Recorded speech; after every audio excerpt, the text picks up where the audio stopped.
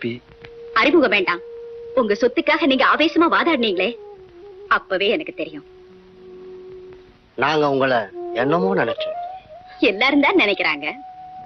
ஆனா ஒரு விஷயம், ஒரு குடும்பத்தில இருந்து தான் நாங்களும் வந்தோம். அதனால ஒரு குடும்பத்தை அழிக்க மாட்டோம். இந்தாங்க பாக்ஸ், நீங்க புறப்படலாம்.